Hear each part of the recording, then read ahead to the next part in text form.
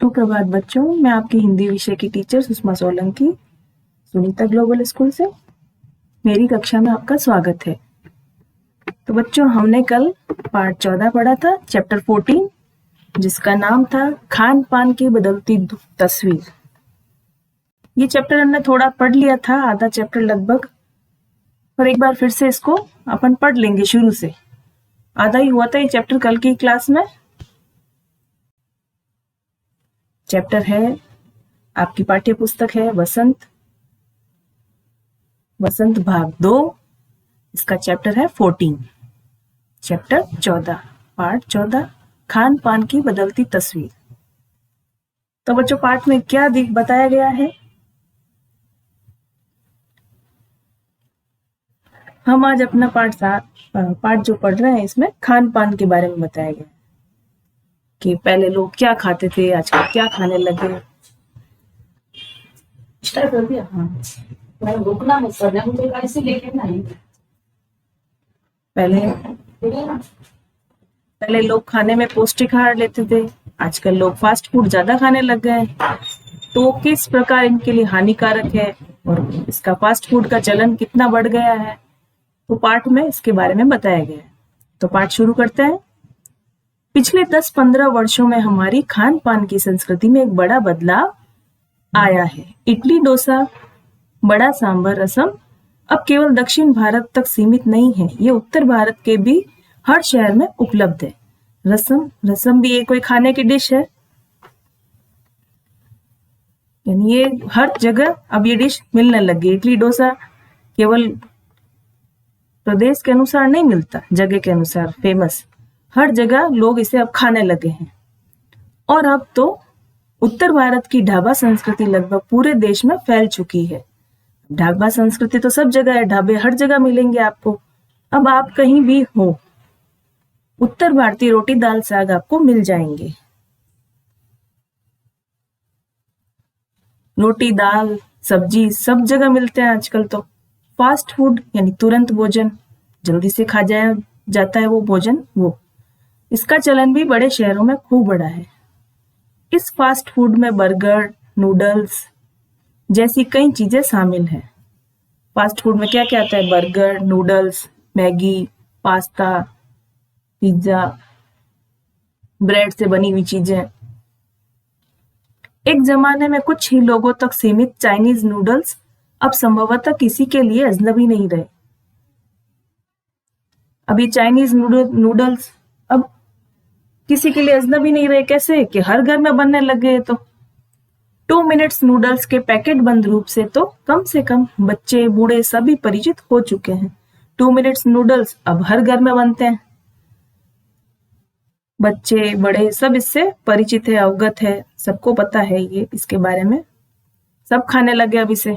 इसी तरह नमकीन के कई स्थानीय प्रकार अभी तक भले मौजूद हो, लेकिन आलू चिप्स के कई विज्ञापित रूप तेजी से घर घर में अपनी जगह बनाते जा रहे हैं। आलू की चिप्स तो तरह तरह की मिलने लग गई। अब नमकीन की तो वैरायटी थी ही, पर आलू की भी वैरायटी बढ़ गई। अब आलू की चिप्स कोई टमाटर फ्लेवर की है, कोई पुदीने फ्लेवर की है, कोई सॉल्ट वाली है, तरह तरह की आलू की चिप्स मिलने लगी और लोग खाते हैं इसको बड़े चाव से। गुजराती ढोकला गांठिया भी अब देश के कई हिस्सों में स्वाद लेकर खाए जाते हैं। ढोकला गांठिया लोग इनका भी स्वाद लेते हैं बहुत और बड़े चाव से खाते हैं इनको। और बंगाली मिठाइयों की केवल रस भरी चर्चा ही नहीं होती, वे कई शहरों में पहले की तुलना में अधिक उपलब्ध है। बंगाली मिठाई को भी लोग ज्यादा पसंद करने लग गए अब। यानी स्थानीय व्यंजनों के साथ ही अब अन्य प्रदेशों के व्यंजन पकवान भी प्राय हर क्षेत्र में मिलते हैं। यानी स्थान के अनुसार जो व्यंजन बनते हैं, वहां जो चीजें बनती है खाने की, उसके अलावा वो हर प्रदेश में, अन्य प्रदेश में भी अब मिलने लगे हैं। और मध्यम वर्गीय जीवन में भोजन विविधता अपनी जगह बना चुकी है। मध्यम वर्ग के लोग भी अलग अलग तरह का भोजन करते हैं, खाना डाइट लेते हैं अलग अलग तरह के खाने के रूप में। आगे बढ़ते हैं बच्चों। कुछ चीजें और भी हुई है। और क्या? मसलन अंग्रेजी राज तक तो जो ब्रेड केवल साहबी ठिकानों तक सीमित थी, अंग्रेजों का जब शासन चलता था तो ब्रेड अंग्रेज लोग बहुत खाते थे। उस समय ब्रेड वही खाते थे, हम हिंदुस्तानी लोग, भारतीय लोग नहीं खाते थे। उनको पसंद थी बहुत ब्रेड। हम तक तो बाद में आई, साहबी ठिकानों तक सीमित, यानी जो बड़े साहब लोग थे अंग्रेजी शासन में वो ज्यादातर खाते थे ये ब्रेड वगैरह।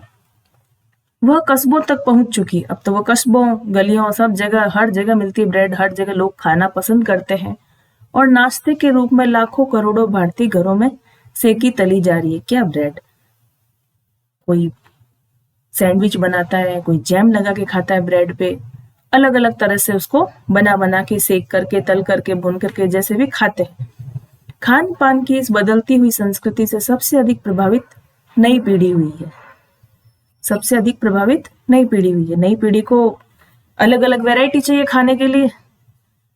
वो पहले जैसा खाना, पौष्टिक आहार नहीं लेते खाने में। जो पहले के स्थानीय व्यंजनों के बारे में बहुत कम जानती है। कौन?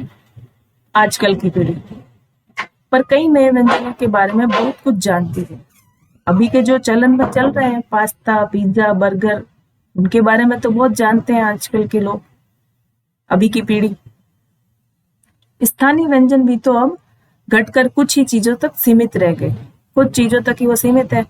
बम्बई की पाव भाजी, बम्बई की पाव भाजी और दिल्ली के कुलचों की दुनिया पहले की तुलना में बड़ी जरूर है। नहीं, वो बढ़ तो गई है, पर अन्य स्थानीय व्यंजनों की दुनिया में वो छोटी हुई है। जानकार ये भी बताते हैं कि मथुरा के पेड़ों और आगरा के पेठे नमकीन में अब वह बात कहाँ रही कि मथुरा के पेड़े पहले फेमस थे, एक ही दुकान होती थी उस शहर में। अब तो अलग अलग बहुत सी दुकानें में होने लगी और अलग अलग स्वाद के पेड़े मिलते हैं। यानी जो चीजें बची भी हुई है उनकी गुणवत्ता में फर्क आ गया, उनके गुणों में फर्क आ गया। क्यों? सब लोग बनाने लग गए वो चीजें।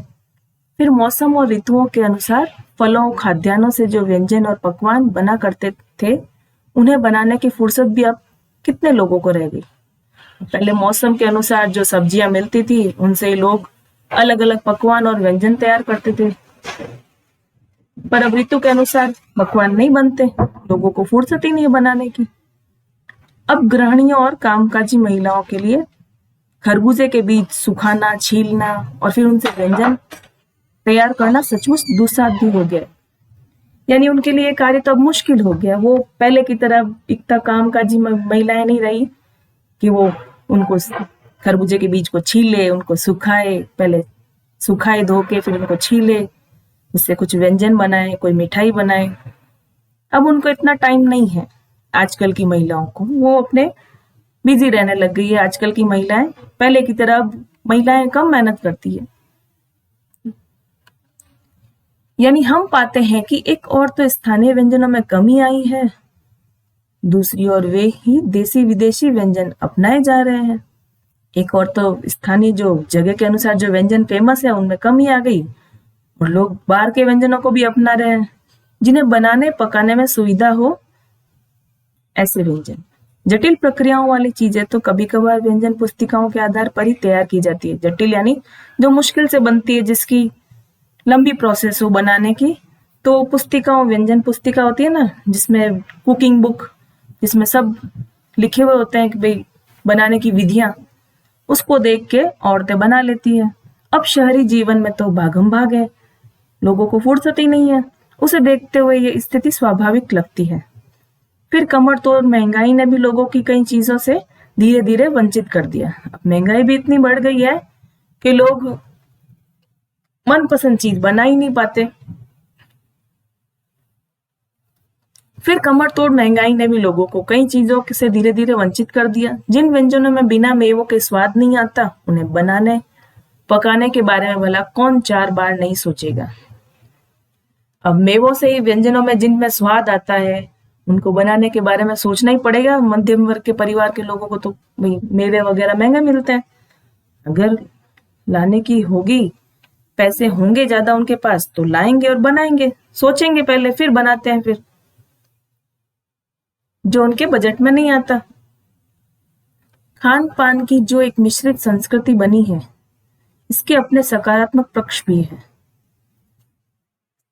गृहिणियों और कामकाजी महिलाओं को अब जल्दी तैयार हो जाने वाले विविध व्यंजनों की विधियां उपलब्ध है। अब तो वो जल्दी तैयार हो जाते हैं, ऐसे व्यंजन की विधियां भी मिल गई है उनको। नई पीढ़ी को देश विदेश के व्यंजनों को जानने का सुयोग मिला है। पहले ही किन्हीं कारणों से और किन्हीं खास रूपों में, क्योंकि यह भी एक सच्चाई है कि ये विविध व्यंजन इन्हें निखालिस रूप में उपलब्ध नहीं है। आजादी के बाद उद्योग धंधों, नौकरियों, तबादलों का जो एक नया विस्तार हुआ, उसके कारण भी खान पान की चीजें किसी एक प्रदेश से दूसरे प्रदेश में पहुंची है। अब किसी व्यक्ति की नौकरियों के चक्कर में ट्रांसफर हो जाए इधर से उधर, तो जैसा उसका खान पान है, जहां वो जाके रहेगा, लोग उसको देखेंगे, उसके खान पान को भी, ये क्या खाता है, क्या डिश ये बनाते हैं घर में, तो वो भी सीखेंगे उससे, और उनकी डिश वो जो ट्रांसफर होके आया वो भी अपनाएगा।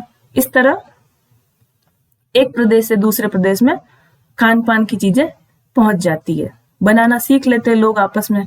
बड़े शहर के मध्यम वर्गीय स्कूलों में जब दोपहर के टिफिन के वक्त बच्चों के टिफिन डिब्बे खुलते हैं, तो उनसे विभिन्न प्रदेशों के व्यंजनों की एक खुशबू उठती है।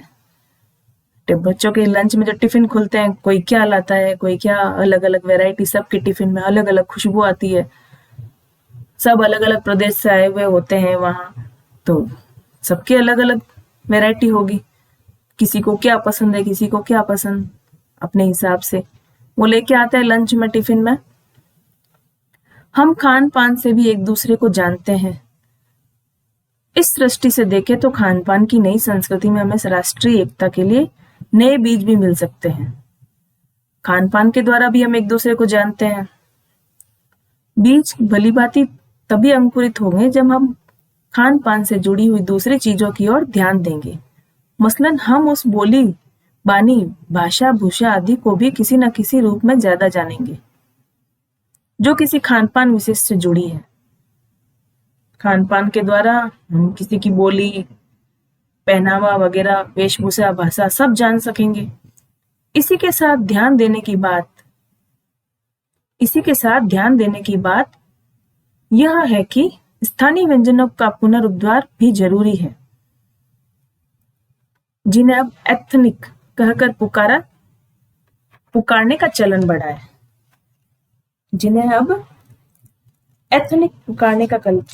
है।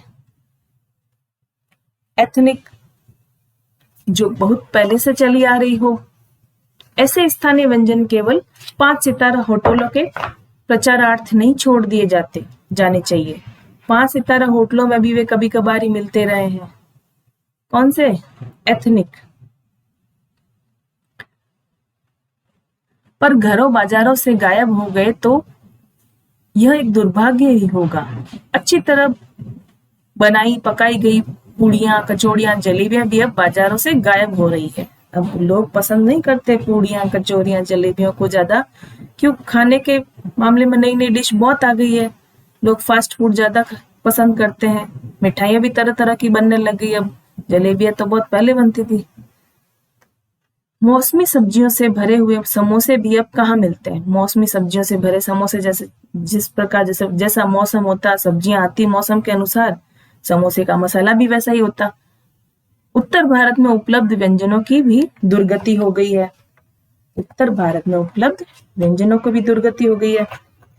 यानी अब वे भी वहां थोड़े कम खाए जाने लगे हैं। अचरज नहीं कि पहले उत्तर भारत में जो चीजें गली मोहल्लों की दुकानों में आम हुआ करती थी, उन्हें अब खास दुकानों में तलाशा जाता है। ये अचरज की बात नहीं है।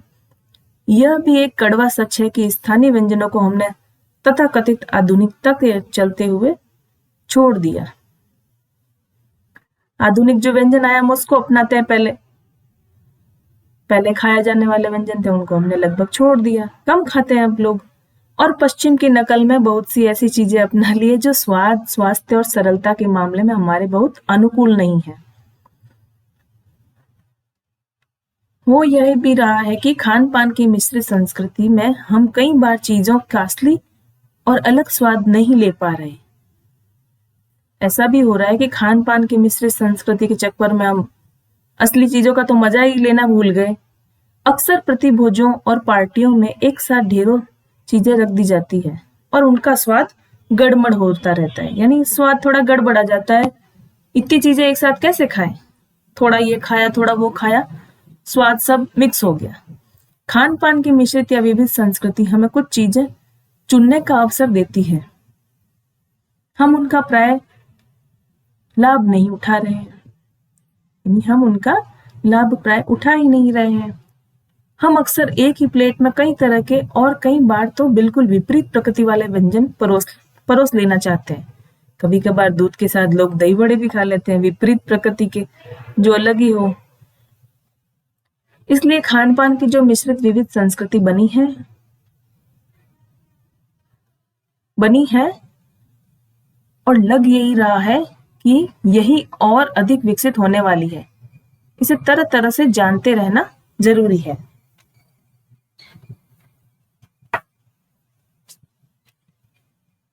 तो बच्चों, आज हमने चैप्टर पढ़ लिया है पूरा कंप्लीट। चैप्टर के लेखक है प्रयाग शुक्ल, पाठ या निबंध के रूप में लिखा गया है। पाठ में पौष्टिक आहार लेना कितना जरूरी होता है ये बताया गया है, और खान पान पहले हमारा कैसा था और आज का खान पान कैसा है। लोग पौष्टिक आहार कम लेने लग गए हैं, फास्ट फूड को ज्यादा बढ़ावा देने लग गए हैं। तो यहाँ हमने खान पान की बहुत सी बातें कही है, और अपनी नेक्स्ट क्लास में देखेंगे इसके प्रश्नोत्तर। जल्दी आपके पास हम हाजिर होंगे आपके सामने नया वीडियो लेके प्रश्नोत्तर के साथ, इसी चैप्टर के क्वेश्चन आंसर। तब तक के लिए घर पर रहिए, सुरक्षित रहिए।